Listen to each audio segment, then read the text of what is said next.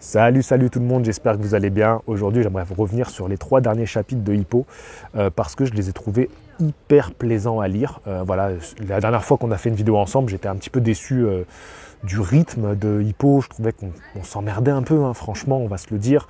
Il se passait rien. Voilà, on attendait les prochains gros combats. Le dernier gros combat qu'on a eu de Wally, disons qu'on n'avait pas non plus trop d'attentes auprès de ce combat-là. Enfin, on n'imaginait pas vraiment Wally pouvoir battre Ricardo. On savait que c'était plutôt un combat histoire de nous amorcer le personnage de Ricardo, tu vois, que vraiment on se rende compte de ses qualités et puis de nous mettre un petit enjeu par rapport à un personnage qu'on connaissait. Voilà, c'était vraiment ça en fait. C'était comme un premier pas avant la suite, et la suite, ça serait le gros combat contre Sendo. Voilà, on sait que le gros combat, ça va être Sendo. Là, il y aura du suspense, là, il y aura un petit peu un espoir de voir Ricardo tomber. Ça sera avec Sendo. Mais en attendant ça, c'était long, tu vois, le retour de Hippo au Japon, j'allais dire en France. Le fait qu'on ne sache toujours pas s'il va remonter sur le ring ou pas. On a toujours un petit peu des petits espoirs, mais pas grand-chose en fait. Et là, pour le coup, donc on était resté au summum du on se fait chier, c'est-à-dire que Hippo va passer une soirée enfin avec sa copine Kumi et en fait ça se finit, c'est un flop, voilà, c'est un flop total, c'est un pétard mouillé parce que ça se finit avec Mashiba qui est dans la salle parce qu'il n'est pas à son camp d'entraînement. Et là on se dit putain mais merde, c'est vrai, en fait il se passe vraiment jamais rien quoi. Dès qu'on se pense qu'il va se passer quelque chose, même pour Hippo dans sa vie perso avec sa copine, encore une fois, il y a un truc qui vient nous stopper en plein élan et ça devenait vraiment lourd. Et là ce que j'ai aimé c'est que suite à ça, il y a eu une discussion à 3 là, entre Kumi, Hippo et Mashiba qui était pour le coup profonde, l'air de rien. Profonde parce qu'on se rendait compte déjà des enjeux qu'il y avait, même si on le savait déjà. Hein. On sait que Mashiba et Kumi ils sont très proches, qu'ils ont une relation particulière parce que c'est des orphelins, que Mashiba il s'occupe d'elle, mais en même temps c'est un caractère horrible et qu'il a cette volonté de devenir boxeur et on sait que c'est un mec cruel et tout. Et Kumi, elle est plus réservée, elle se donne pour son frère, mais elle n'aime pas vraiment la boxe. Et puis il y a Hippo qui se débarque là-dedans avec son caractère très effacé, très réservé, qui s'excuse toujours d'être là. Donc c'est compliqué en fait cette relation à 3. Et là ils ont enfin posé des mots. Déjà Kumi, elle s'est un peu rebiffée contre son frère. Lui, il a commencé à dire des trucs du genre qu'il pourrait laisser une place à Hippo, que potentiellement Hippo pourrait devenir son beau-frère.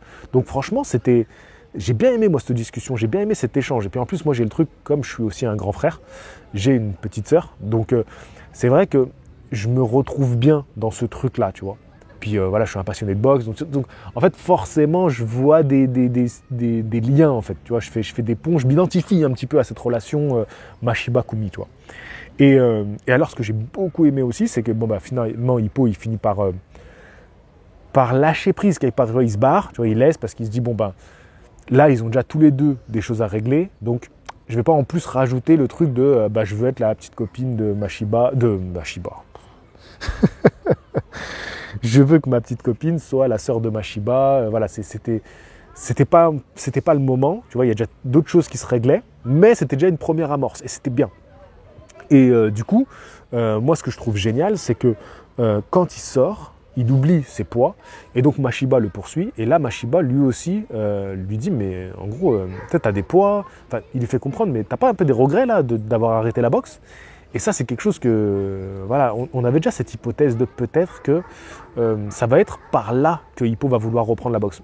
Bon, j'ai l'impression que toutes les hypothèses qu'on avait, elles vont arriver finalement, tu vois. C'est un tout qui va faire reprendre Hippo, c'est pas une seule chose finalement. Et il y a ce fameux truc de, est-ce que c'est par cette relation à Kumi et Mashiba qu'il va reprendre la boxe?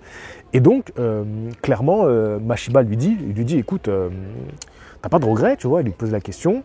Et lui, il s'interroge, tu vois, de son côté. Et là, il y a une discussion aussi que j'ai beaucoup aimée, du coup. C'est que lui explique que, lui, il veut devenir champion du monde parce que sa sœur, il est censé prouver à sa sœur qu'il a raison de s'accrocher à ce rêve-là. Et qu'il veut, du coup, lui montrer qu'il est le meilleur des grands frères. Et il reconnaît qu'aujourd'hui, c'est elle qui s'occupe plus de lui que l'inverse, tu vois, c'est qu'elle a mûri et tout. Et donc, par là, il reconnaît qu'elle est prête enfin à faire sa vie de son côté, à pourquoi pas se mettre avec Hippo et faire sa vie, tu vois. De briser un peu ce duo, ce couple, entre guillemets, tu vois.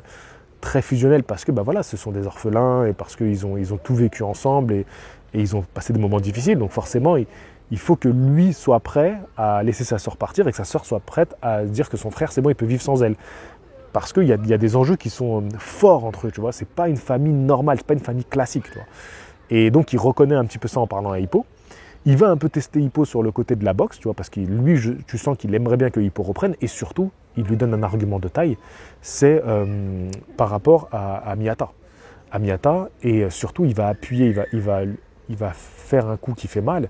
Il va lui dire, c'est un peu de ma faute si t'as pas boxé Miyata. C'est de ma faute parce que Miyata, tu étais censé l'affronter. Moi, je fais cette faute lors du combat. Et donc, tu ne peux pas affronter par la suite Miyata et Hippo ne peuvent pas s'affronter. Et quand il dit ça, donc forcément, le regard de Hippo, il change, il devient noir. Et ça, j'ai bien aimé, parce que là, tu as retrouvé un peu l'esprit du boxeur chez Hippo. Et lui, derrière, il s'excuse. Donc, ça aussi, on ne s'y attend pas. On ne s'y attend pas à ce qu'il présente ses excuses à Hippo. Donc, il y a plein d'enjeux qui sont joués dans cette discussion. Qui plus est, à la fin, on retrouve un peu l'esprit de Mashiba qui est un peu sournois et vicieux parce qu'il dit il n'y aura pas de deal parce que genre, il se met d'accord avec lui. Ça, c'est important, l'accord qu'il a avec lui. Il se met d'accord sur le fait que pendant que lui fait sa préparation pour devenir champion du monde, il demande à Hippo de prendre soin de sa sœur. Donc, il y a un deal entre eux, tu vois. Il y a un accord qui se passe entre eux. Et même si à la fin, on le voit qu'il pense en lui-même, il n'y aura jamais d'accord, même s'il pense ça, et ça correspond bien à l'esprit vicieux et diabolique de Mashiba, malgré ça, il y a une discussion avec Hippo. Et moi, je vous rappelle que Mashiba, c'est le mec qui frappait avant de discuter, qui hurlait avant d'exprimer quoi que ce soit. Il n'y avait pas de discussion possible avec lui. Et là, il y a une véritable discussion avec sa sœur et avec Hippo. Donc, on a eu quand même une avancée du personnage de Mashiba, qui est pour moi l'un des personnages de tout le manga qui a le plus progressé, qui a le plus évolué, et pour du bon.